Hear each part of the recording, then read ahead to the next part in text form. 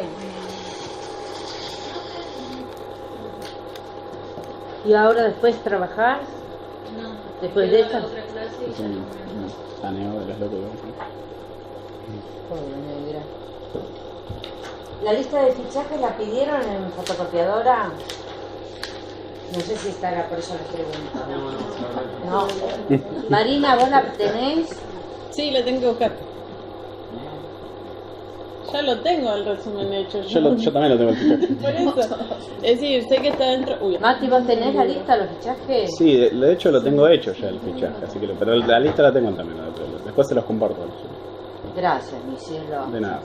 ¿Me la mandas a mí, ¿Te la mando por mail? Bueno, por favor? dale. Y la carpeta de imágenes, ya sabemos eso, ¿no? Bien, habíamos comenzado con las catacumbas que se desarrollan durante el Imperio Romano.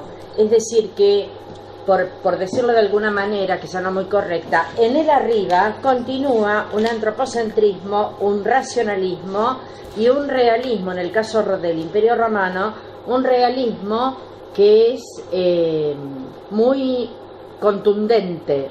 Así como el griego en su mejor etapa había creado el arquetipo, el romano desde siempre fue de un realismo muy concreto, la arruga, la verruga, la cicatriz, etc.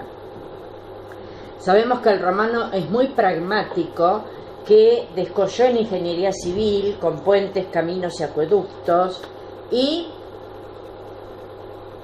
Cristo nace bajo el emperador Augusto, que es el primer emperador, y muere bajo el emperador Tiberio.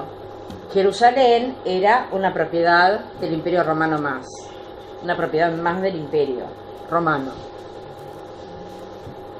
Esta nueva religión va a necesitar de un nuevo lenguaje, y siempre el arte es el primero en testimoniar los cambios.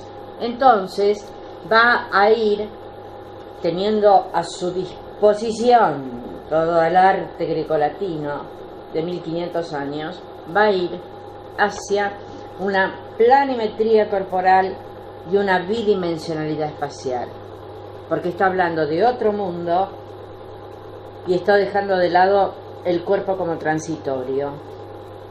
Entonces, junto con estas dos características, va a comenzar fundamentalmente el simbolismo, no la representación de la cosa por la cosa en sí, sino por el significado que tiene por detrás.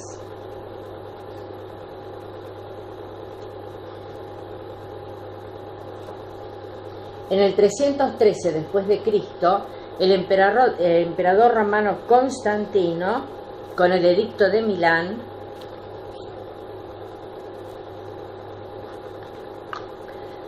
ya se los dije la clase pasada, con el edicto de Milán hace posible que el cristiano, al ya no ser perseguido, pueda construir en superficie. Y ahí surgen las esplendorosas basílicas constantinianas, hechas en época de Constantino, como San Pablo Extramuros, como San Juan de Letrán, como Santa María Maggiore, donde se pone al servicio del cristianismo todas las técnicas arquitectónicas y todas las técnicas de construcción que el romano manejaba extraordinariamente. Entonces vamos a tener, por ejemplo, los pisos con mármoles de distintos colores, etcétera, etcétera. ¿Por qué les marco esto? Porque ahora viene un cambio. Constantino, además, había hecho otra cosa que va a marcar el futuro, y es buscar en Constantinopla, a la que después que se llamaba en ese momento Bizancio, que es la actual Estambul, que era un territorio, un lugar muy pobre, una especie de aldea griega venida menos. Constantino, con mucha habilidad, va a pensar, y es así, que Bizancio, viene de visas, del griego, Bizancio es como una especie de corredor entre Occidente y Oriente. Entonces va a fundar allí una ciudad a la que le pone su nombre, Constantinopla. Va a trasladar magníficas esculturas que estaban en Roma, va a hacer un hipódromo para correr las carreras, hipódromos, carreras de caballos. Va a hacer un hipódromo, circos, estadios, etc. ¿Qué va a pasar con esto? Paulatinamente, el poder de Occidente va a empezar en bajada. Para paliar tal cosa, incluso se va a llegar a hacer una tetrarquía, 4. 2, un rey y un emperador para Bizancio, y un rey y emperador para Roma.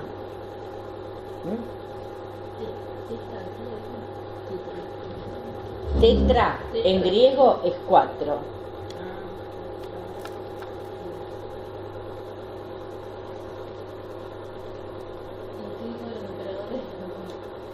No, está bien. Esto y las invasiones bárbaros germanos y después los musulmanes bien complicado, así que interrúmpanme todas las veces que quieran, En la tetrarquía primero va a haber un emperador para Oriente y otro para Occidente, siempre del Imperio Romano de Oriente, Imperio Romano de Occidente. En un determinado momento se decide dividirlos. En el Imperio Romano de Oriente va a quedar un rey, al que llaman César, y un emperador, juntos, cogobiernan. Estas cosas siempre salen mal, porque se empiezan a pelear entre sí.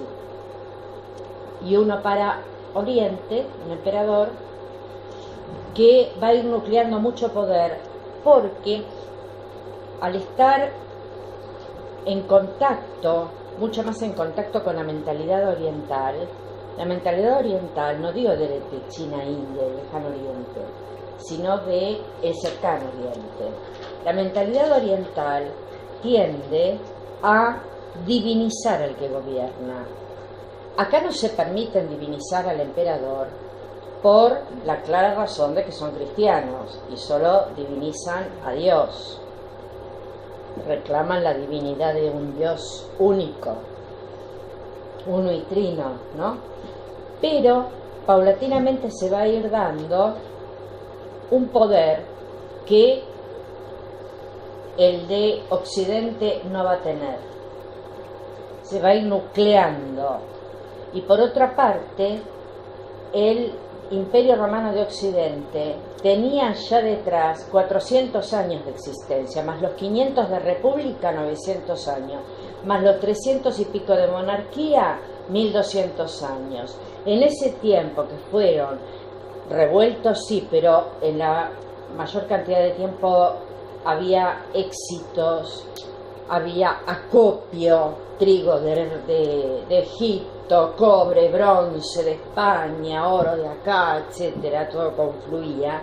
Va a hacer que poco a poco, como un elefante que parece que se muere despacito por ser tan grande, poco a poco se vayan distendiendo, dejando estar, como que ya está todo hecho y viene todo de arriba. Entonces, por ejemplo, en lo que hizo en la primera etapa, lo que hizo grande a Roma, es que el romano tenía la espada en una mano y el arado en otra.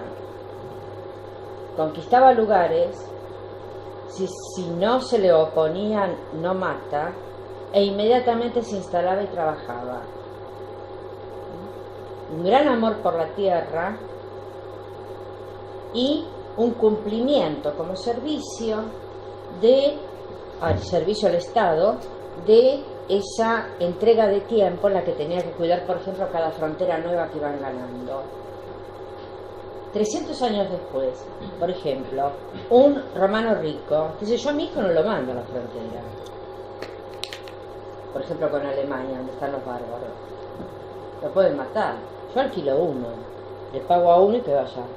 Entonces, esto hace que todo se vaya relajando, de manera tal que esta disolución de las costumbres, acompañado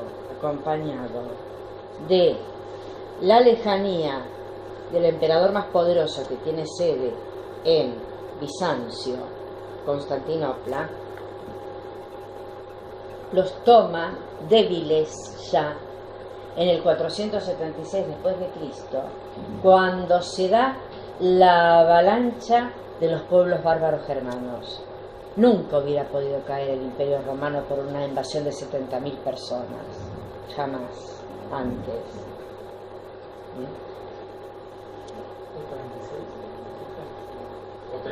¿476? 476. Sí, 476. Pero durante 100 años anteriores estuvieron claramente cercados por bárbaros germanos. Uno dice bárbaros germanos y piensa en Olaf el vikingo. No. Nosotros somos los bárbaros germanos.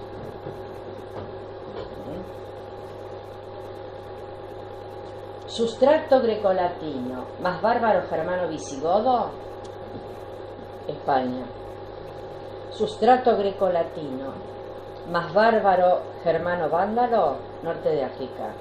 Sustrato grecolatino más bárbaro germano britano y anglo, Inglaterra. Sustrato grecolatino. ¿Qué pasa? Me perdí. Sí, no te preocupes porque esto lo voy a volver a repetir. Sustrato grecolatino más pueblo bárbaro, germano, lombardo, todo el norte de Italia, lo que hoy vemos como Venecia, Milán, la parte más pujante y todo, fue un desastre. Sustrato grecolatino más todo el este de Italia, sustrato grecolatino más pueblo bárbaro, germano, ostrogodo, todo el costado este de Italia. Y así sucesivamente. ¿Duermen? ¿Con los ojos abiertos? Va a surgir una barbarización, en el sentido en que convengamos que la palabra bárbaro, tanto el romano como antes el griego, la utilizaban para referirse a cualquiera que no hablara griego o latín. Para ellos eran bárbaros, porque les sonaba guturalmente su lengua, bar. Después pasó a asociarse la palabra bárbaro a barbarie, a brutalidad. Nosotros hoy en día lo usamos mal. Decimos, por ejemplo, qué vestido bárbaro. Y la palabra bárbaro es de barbarie. Bien. ¿Y por qué germano? Porque realmente todas estas tribus, que son completamente nómades, que responden a un clan, que tienen vínculos por la sangre y que son todo lo contrario del Imperio Romano, en el sentido en que el Imperio Romano se regía por el código de leyes que había implantado mucho tiempo antes, derecho romano, dirimí tu problema ante la ley. Ya Julio César, en el 44 a.C., había dicho, no gastemos mucho tiempo y esfuerzo en tratar de romanizar a las tribus bárbaro-germanas. Fundamentalmente, ¿por qué? Porque ellos implementaban algo que nosotros tenemos mal aprendido de la vendetta, como cosa del padrino, Sicilia, la cosa nostra, la Italia, Mongo. Italia se regía por el código romano, por el código de reyes. Dirimí tu problema ante la ley. El bárbaro implementa el gidrigil. Matarme un hermano, te mato 7. Así. Eso es bárbaro germano. Como el ojo por ojo, pero al cuadrado. Sí. Tal cual. Sí. Bien. Por otra parte, son nómades. Gidrigil. No tenés que explicar. No. G-U-I, D-R-I, G-U-I-L-D. Ah, me olvidé la de ahí, ¿no? ¿Sí, de qué bien? Tranquila, Mari, sentate. Ya está, ya sé lo que es, si no tengo algo. Bien. Al ser tribus nómades, se van moviendo después de haber agotado bosques, no un jardín con 4 arbolitos. Se manejan con rebaños enormes, agotan bosques. La zona de toda la Germania, de toda la parte, mírenme en el mapa, el Rin y el Danubio, ¿no? Los pueblos que habitan un poquito más allá del Rin y del Danubio, toda esa masa son los bárbaros germanos. Algunos están unidos entre sí, respondiendo a un jefe de clan.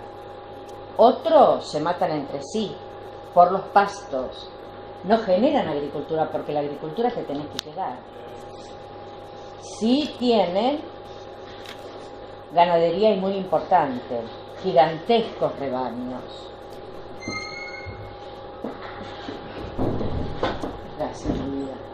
Toda la civilización greco-latina, en cuanto a su refinamiento y demás, que a veces era mucho y a veces no pensemos que todos eran así,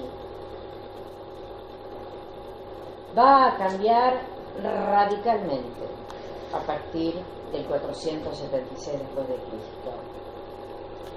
Y durante 1000 años, 1000, no 1 ni 5, 1000 años, vamos a tener una completa caída de la lectoescritura. El 90% o más de la población es analfabeta. Ya vamos a estudiar a Carlomagno, que llegó a ser el emperador, Carlomagno, Carlos el Grande, el emperador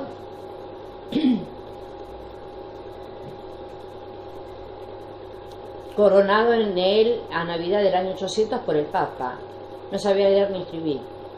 Del emperador para abajo, ¿se imaginan? Carlomagno había sido un bárbaro germano. Entonces, la lectoescritura va a quedar circunscripta a los monasterios. Por otro lado, ¿saben cómo cocina la carne del bárbaro germano?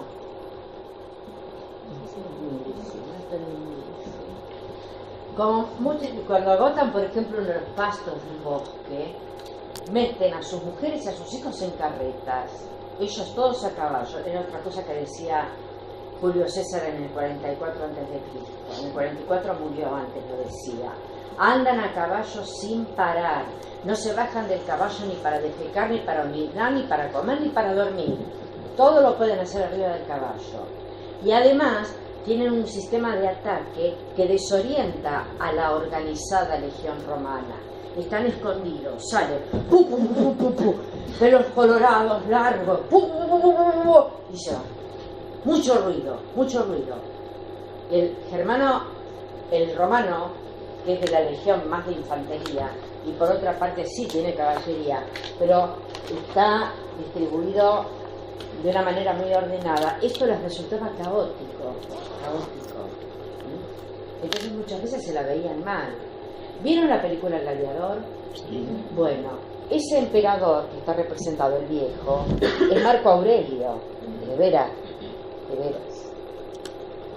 Marco Aurelio fue prácticamente, desde el punto de vista del pensamiento, un filósofo estoico que hablaba del desprendimiento, que hablaba de para qué la autoridad, pero en su trayectoria vital, en su trayectoria de vida, como emperador tuvo que pasársela peleando contra los bárbaros germanos. Estamos en el 140 después de Cristo, así que hasta el 476 ven que estaban los bárbaros germanos queriendo entrar, porque todo el mundo quería entrar al Imperio Romano.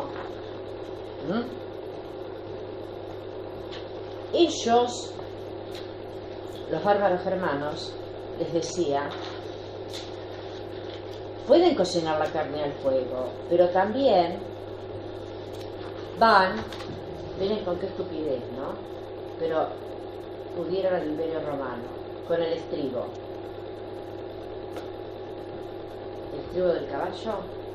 Entonces se mantienen, aunque sea en pelo, se mantiene. El romano no tenía estribo. Entonces, si lo volteás, abajo es fácil matarlo. Los bárbaros germanos tenían estribo.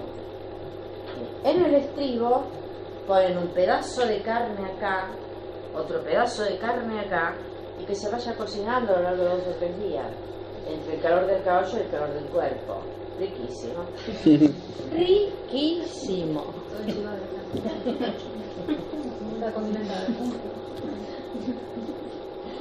Bien, entonces se va a dar una barbarización.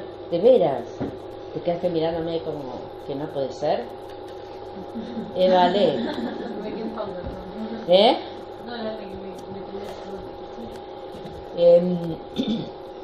Va a haber, antes de que caiga el Imperio Romano, una barbarización del romano y paulatinamente una romanización del bárbaro. ¿Por qué una barbarización del romano? Porque justamente habían implementado en el Imperio Romano el Tratado de Hospitalitas. De ahí viene la palabra hospitalidad. En ese tratado de hospitalitas, ese tratado, mejor dicho, consistía en, bueno, está bien, entrá al Imperio Romano con tu familia, tenés una porción de tierra tuya, tenés la obligación de alistarte en el ejército y además de hablar latín y de respetar el código de leyes. Entonces ya habían entrado muchos bárbaros que se habían ido romanizando. De alguna manera, con esta relajación simultánea de las costumbres, el ejército tenía una enorme cantidad de gente que antes habían sido bárbaros, y que ahora formaban parte del ejército romano. Y ya les digo, 300 años antes de que cayera el Imperio Romano. Les cuento cómo fue posible esto, la caída, ¿no? Mírenme. Acá, lejano oriente, las estepas, los mongoles, los hunos, son tan bravos que la muralla china la tienen. La muralla china la hicieron los chinos para defenderse de los mongoles. Y el chino no es un teta, tienen los samuráis, los mongoles, que estaban dispersos. Atila, uno de los hunos mongoles, dijo: ¿por qué nosotros no podemos ser como el Imperio Romano, con un poder único que maneje todo? Y entonces los reunifica y empiezan a bajar. Todo pueblo siempre quiere buscar el calor.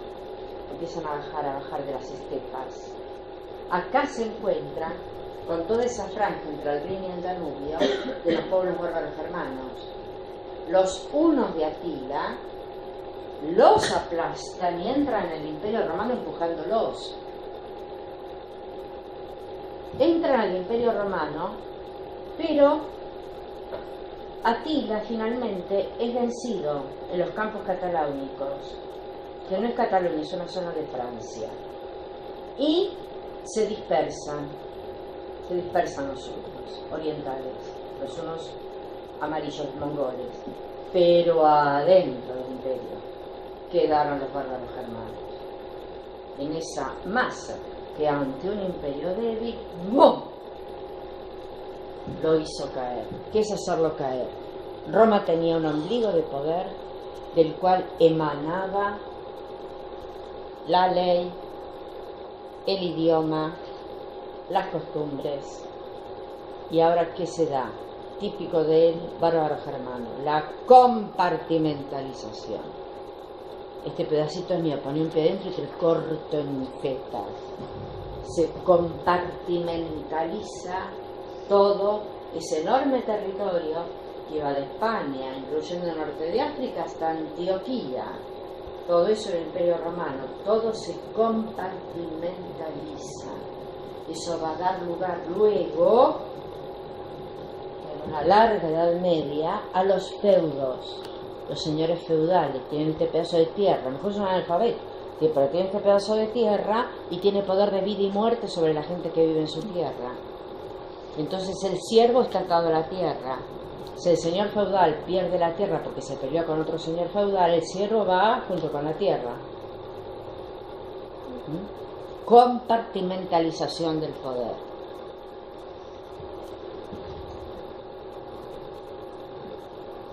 Antes y durante, por eso se los fui explicando, antes y durante, en los últimos estertores del Imperio Romano, se va a dar un tipo de arte cristiano que se parece mucho, tiene características muy similares a las que va a tener el arte bizantino, Bizancio, Constantinopla, Estambul. ¿Antes y durante de qué? De que caiga. Ah, En los últimos años antes de que caiga, en un lugar, Ravenna, más al norte de Roma, a donde se traslada la capital, porque no sabían muy bien qué hacer para seguir conservando el poder, todavía no han caído, pero trasladan la capital primero a Milán, dicen no, Milán no, Ravenna. En Ravenna estaba el emperador de Occidente, que era un infeliz. No servía para nada, en serio. La cuestión es que ahí en Ravenna va a darse arte bizantino. En Occidente es muy raro el arte bizantino. Se da en Ravenna, un poco en Sicilia y a lo sumo en Florencia, un chiquitín, en la iglesia de San Miniato al Monte. El arte bizantino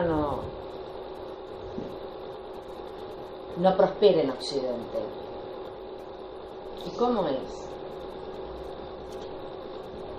Un exterior totalmente austero, generalmente con predominio del ladrillo, y un interior deslumbrante,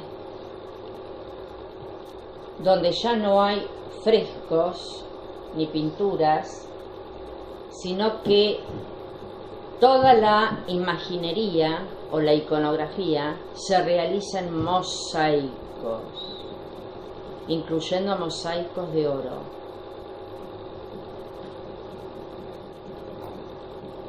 Vamos a ver un poco.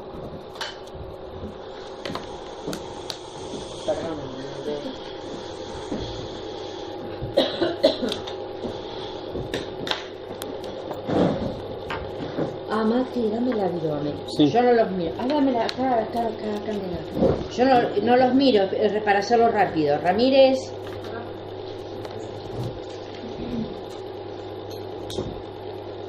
Mati, acá. Juan, allá. Marco, allá. Gaby, allá.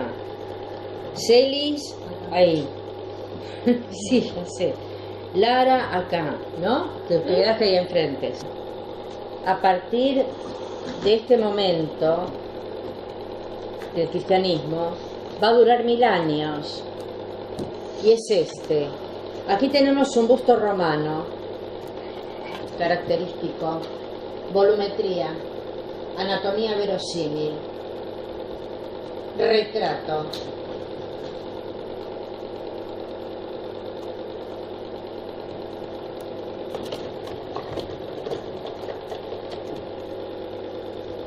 Empieza dentro mismo del retrato irse un poquito para el fondo y además marcar mucho el ojo y su luminosidad. Con estos dos puntos, entrecierran los ojos, con dos puntos blancos marcan la luminosidad, símbolo. La luz como vida del espíritu. Miren cómo se va agrandando esto en muy poquito tiempo, Miren. El ojo, ventana del alma, la boca chiquita, la sensualidad no. Todavía es un retrato, pero se intervienen los ojos y la boca, achicando y agrandando, hasta llegar acá. Esto es lo que quería. No retrato, no individualidad.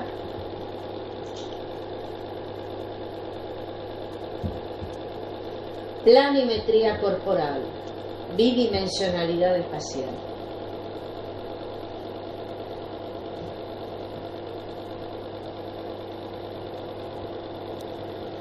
Ojo grande porque es la ventana del alma. Boca pequeña porque se conecta más con la sensualidad. Cabeza grande porque es la sede del espíritu. Lenguaje simbólico, representación material de una idea. El ángel, con su manito y su resplandor amarillo, que está indicando el resplandor divino, se impone tranquilamente sobre la representación de esta figura un tantito, es graciosa, es bonita, pero significa la serpiente, el mal y el pecado. Y ahí vamos. Acá estamos en Ravenna, en el 400 después de Cristo. Todavía no ha caído el Imperio Romano. Este es el mausoleo de Gala Placidia, típico nombre romano, aristocrático. Gala Placidia.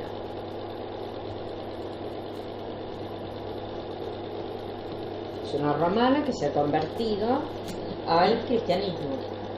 Ya a partir del 313, estamos en el 400, ya las conversiones son en masa. Aquí tenemos en el mausoleo de Gala Placidia lo que llamamos una planta de cruz libre, porque se puede ver, miren, desde la afuera el cruce de dos naves con, atención, cimborrio en el cruce. Cimborrio con C y B larga.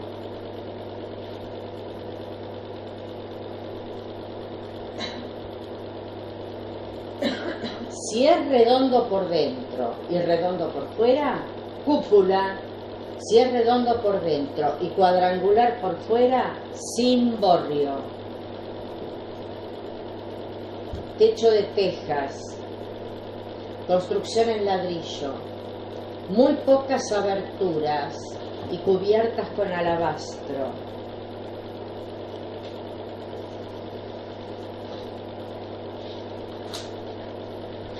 Exterior austero. En el interior, el refulgir extraordinario de los mosaicos, del arte de la musística, que es el mosaico. El alabastro, como ven, genera un brillo ambarino dorado que apunta a la espiritualidad. Acá están los sarcófagos de Gala Placidia y de algunos parientes. Vean ustedes los arcos de medio punto que el romano llegó a manejar de manera extraordinaria, y en el interior ya nada va a ser por el objeto en sí. Si acá hay un entrelazo de hojas verdes con racimos de uva, no es por la uva ni es por la parra, es por la sangre y por la Eucaristía. Arte simbólico, representación material de una idea.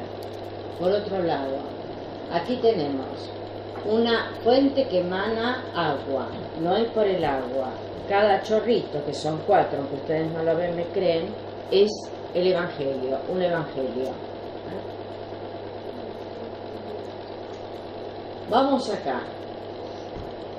Acá tenemos avanzando triunfalmente a San Lorenzo. En la época de los mártires, San Lorenzo fue uno de ellos, fue cocinado, asado, en una parrilla. Sí. Acá vamos a acercarnos.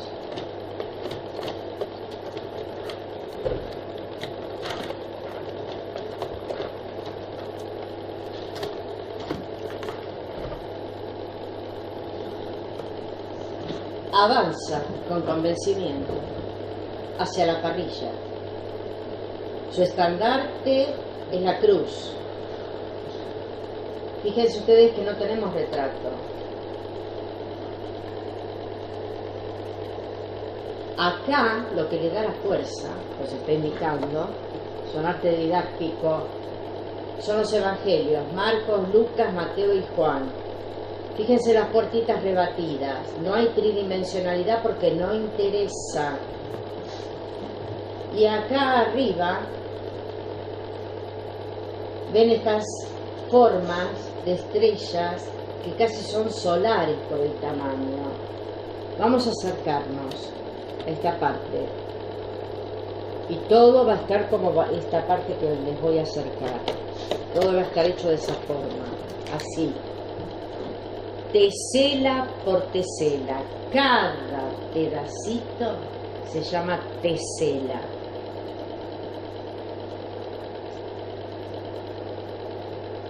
Vulgarmente y mal se las llama venecitas. No, señor. ¿Por qué venecitas? Porque Venecia fue el único lugar de Occidente que, caído el Imperio Romano y después con las invasiones musulmanas, siguió teniendo relaciones con Oriente. Todo el resto de Europa las va a perder durante 1000 años. Entonces, en Venecia sí hay arte bizantino, como en la Basílica de San Marcos. Pero cada parte, que puede ser la mitad de la uña del dedo más chiquito, se llama tesela. Musística. El mosaico, como pueden ver, no es nada fácil de hacer.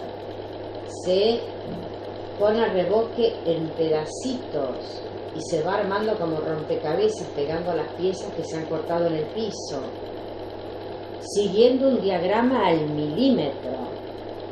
Y acá va a empezar a darse sistemáticamente el dorado como majestad divina y el azul como lo celestial o el paraíso. Fíjense que incluso esta estrella un tanto extraña proyecta, en vez de rayos, cruces, lo mismo que esta otra. Aquí, en el 400, la cruz ha dejado de ser un elemento de ignominia, porque la muerte en la cruz, el romano la daba a los delincuentes, etc. Los primeros tiempos no se quiso representar la cruz, el cristiano, pero después se la tomó como el emblema del sacrificio de Jesús.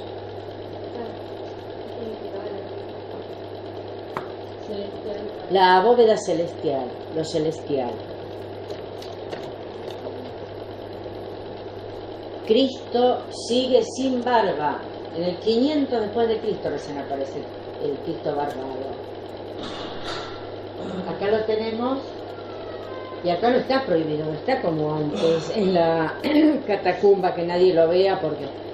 Pero sin embargo, fíjense ustedes, imberbe, a la romana, sandalias romanas, una túnica, ahora sí, tomando la cruz dorada, majestad, como dorada es la aureola, acariciando a una oveja. Este rebaño apunta a representar simbólicamente a todos los fieles, a todos los cristianos. Y además, las plantitas, en lo verde, significa el alimento. El alimento en el sentido de que en la zona en que nació Jesús están las palmeras con dátiles. El dátil es muy, muy alimenticio. Entonces, las palmeras cargadas de dátiles o estas plantas están representando que no te va a faltar nunca el alimento. ¿Pero qué alimento? El espíritu. Del espíritu. Claro. Simbólico también. Miren el trabajo. Esto es más chiquito de lo que estamos proyectando, Aquí las palomas significan la paz. Cuando hay una sola es el Espíritu Santo. Observen, por ejemplo, que todas estas teselas unas al lado de las otras, negras, para despegar el ala del cuerpo. Por otra parte, miren cómo van aclarando las teselas turquesas más intensas hacia otras más pálidas para intentar dar el reflejo que tiene el agua. Y además amarillo, majestad divina, azul, lo celestial, paloma, la paz. No por la paloma, no porque el azul me guste, ni el amarillo también. Contenido simbólico. Mausoleo de Gala Placidia, 420 después de Cristo. Aquí tenemos en el mausoleo de Gala Placidia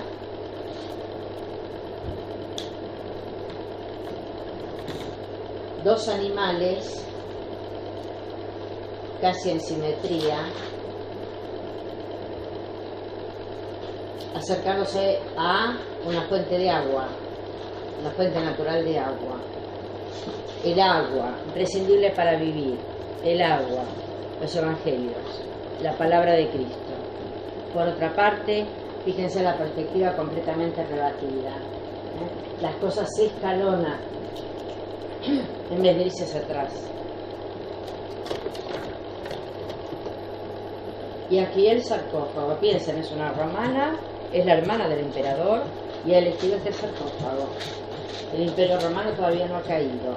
Un sarcófago en el cual tenemos las palmeras cargadas de dátiles, el alimento que no debe faltar, la palabra de Cristo, sobre un montículo elevado, una referencia a Cristo como cordero de sacrificio, por eso tiene la aureola, y dos en forma simétrica, uno a cada lado. Cuando son representados dos en forma simétrica, uno a cada lado, significan la iglesia. Cuando esa forma de rebaño, todos los fieles. La iglesia como institución me refiero.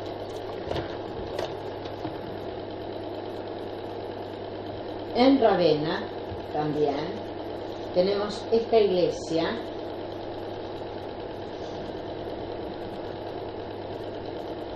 San Apolinar in clase,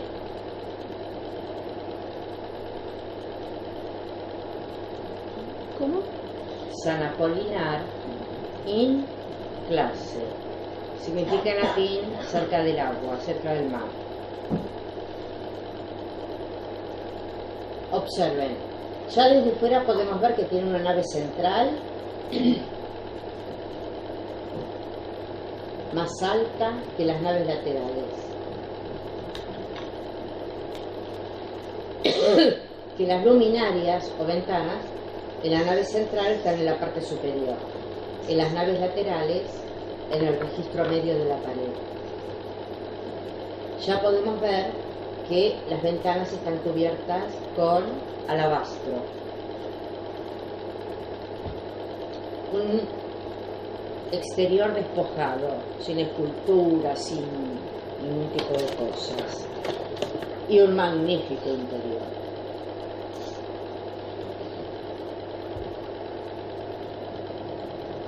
Aquí tenemos mármoles veteados para las columnas, arcos de medio punto que separan la nave central de las naves laterales. Un esquema, un tipo de planta que ya habíamos visto en las basílicas paleocristianas. Acá lo distinto es la musística, los mosaicos.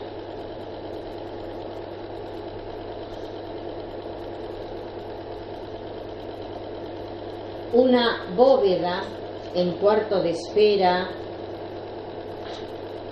a la que llamamos ábside, el ábside, donde se pone el altar.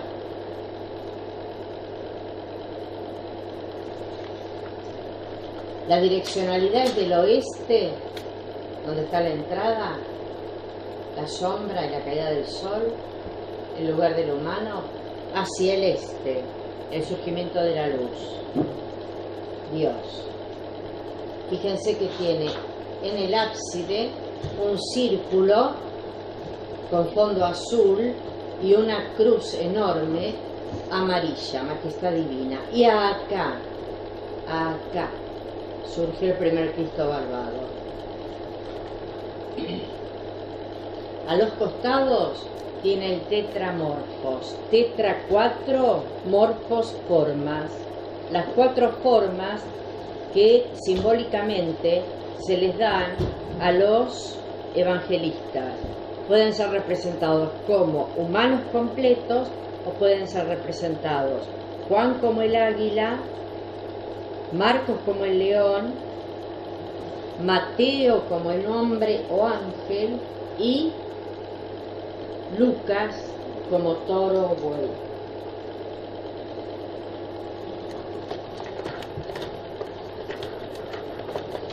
Miren acá, perdón. Fíjense, acá tenemos todo un grupo de ovejitas que van hacia San Apolinar. Ahí arriba tenemos otras ovejas que van subiendo. En el arriba, estas ovejitas están en la Jerusalén celestial. La Jerusalén celestial es la referencia al paraíso.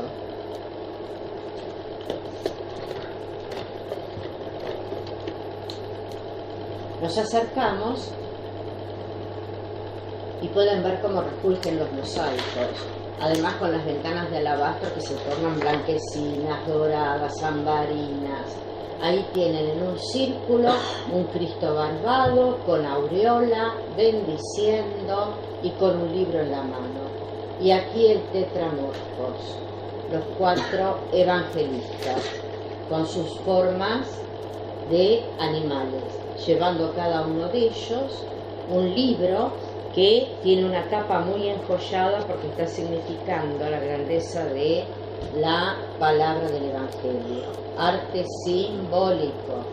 Acá las ovejitas que les conté que van hacia San Apolinar. Nos vamos a acercar a esta parte y van a ver que no hay un yuyo roto, ni seco, ni podrido. La perfección absoluta porque están hablando de la creación divina. ¿Qué es lo que pasa de representarlo sin barba como...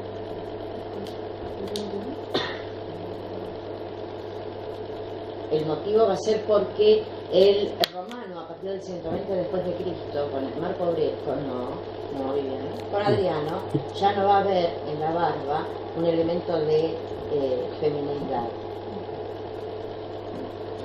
Y muchos patriarcas bíblicos eran representados barbados. Entonces a Cristo se le empezó a atribuir la barba, que por otra parte seguro la tenía, porque el semita es de cabello oscuro, largo y con barba. Acá cuando aparecen representadas unas puertas, generalmente con una ciudad muy enjollada, digamos, y van saliendo ovejitas o personas, esto significa el paraíso, la Jerusalén celestial. Acá ya están los que se han redimido. Vamos acá abajo. No, vamos arriba. Perdón. Acá tenemos a Marcos, digo mal, a Lucas, como toro o buey. Nos acercamos y vemos la musística, arte bizantino en Occidente. Miren la forma de las patas y del cuerpo es bien de toro, la cabeza es medio extraña, tiene alas y lleva entre las patas, como les dije, un libro que aparenta tener joyas incrustadas, piedras preciosas incrustadas.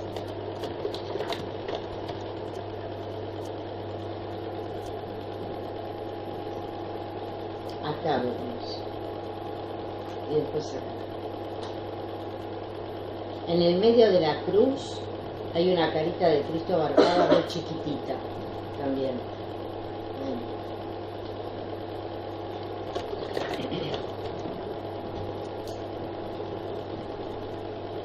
Nos acercamos a las ovejas que van caminando hacia San Apolinar. Fíjense ustedes que, como les decía antes, las flores perfectas, no falta un pétalo, los árboles con ramas verdes, los pájaros cantando. Los pájaros están representando a los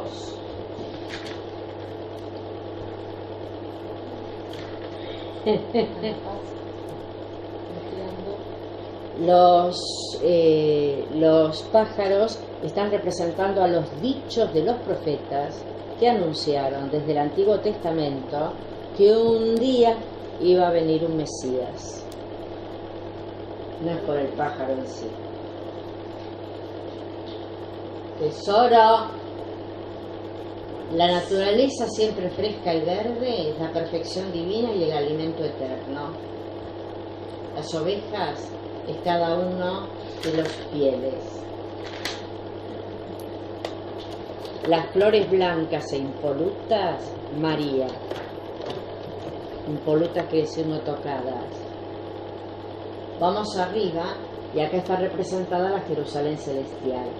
Una ciudad totalmente planimétrica, con una entrada mínima de la que nunca podrían salir todas estas ovejas. Acá no importa la verosimilitud, sino que quede bien clarito que de una ciudad salen ovejas, de una ciudad enjollada, lo cual significa paraíso celestial.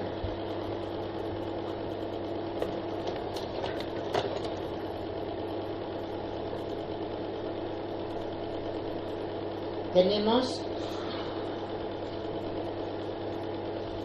esta representación en las paredes en la que aparecen las Marías cuando van a visitar la tumba de Jesús y encuentran que está la piedra corrida y se escandalizan ante ello. Un ángel les dice: ¿qué buscan? Ya no está. Entonces fíjense cómo el ángel sonríe con benevolencia. Hay perspectiva.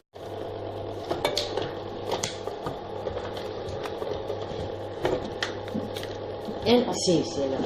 En Ravenna está esta iglesia monumental, este monumental en serio, San Vital se llama.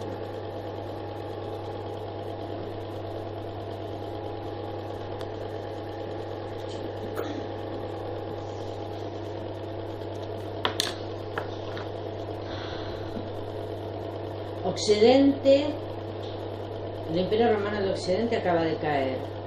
Queda todavía por los pelos la ciudad de Ravenna. El emperador romano de Oriente intenta por todos los medios tratar de frenar las invasiones bárbaras al Imperio Romano de Occidente, pero no puede, es Justiniano. No puede porque a su vez se tiene que cuidar las espaldas de todo el imperio persa. Entonces termina cayendo. Antes es esta iglesia Justiniano y después sí, en Bizancio, actual Estambul, va a ser el prototipo de iglesia de Basílica Bizantina, Santa Sofía. Aquí tenemos una planta octogonal con cimborrio. Estas son personas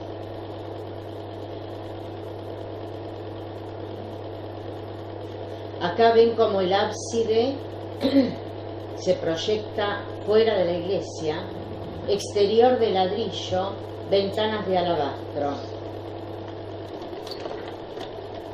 Entramos, lo que ven blanco es porque han arrancado los mosaicos, Todo estaba cubierto por completo de mosaicos. Aquí arriba tenemos en una forma circular, porque significa la infinitud y el todo, a Cristo. por eso lo ponen en un círculo. Acá, en el ábside, donde está el altar, acá, miren, acá y acá, hay gigantescos mosaicos, y en el ábside, que están representando al emperador.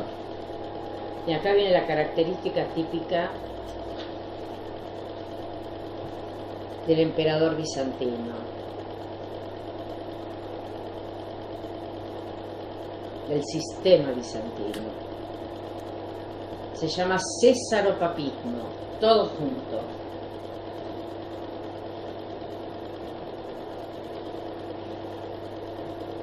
¿Qué significa esto? Que el emperador actúa como César, es decir, como emperador, pero también como papa. Puede ir eligiendo a los obispos. Como el patecito. ¿Eh? Como el patecito. Puede ir eligiendo a los obispos, de hecho lo hace. Él, al principio se llamaban patriarca. Tenemos el patriarca de Constantinopla, el patriarca de Alejandría, el patriarca de Roma. La iglesia estaba unida. Ahora, paulatinamente, en la medida en que se va dando ese cesaropapismo de que el emperador ingiere en la iglesia, el patriarca de Roma va a decir: no, hermano, conmigo no te metas, lo tuyo, lo mío, lo mío. Entonces ahí va a empezar el papa de Roma, y paulatinamente se van a escindir en iglesia ortodoxa griega, iglesia católica apostólica romana. Justiniano es romano. Acá aparece como un típico emperador bizantino, con una corona completamente ornamentada, eran realmente así, de perlas y piedras preciosas, broches cuyas perlas llegaban hasta el codo, acá fueron modestos, y aquí está representado claramente su poder. La iglesia, la define él. La justicia, los jueces, y el ejército, todo el poder. Vamos a acercarnos un segundo y se van. Se van. Mira, aquí teselas oscuras abajo para marcar y para agrandar el ojo. Acá aparece Maximianus, que era el obispo más importante de Constantinopla o Bizancio. Con él ya se empieza a llamar Bizancio. Deja de llamarse Constantinopla como había querido el emperador Constantino. Acá estamos 100 años después de Constantino. Maximianus. Aquí tienen este recipiente hecho con teselas doradas que significa todo el poder, todo el oro para la iglesia.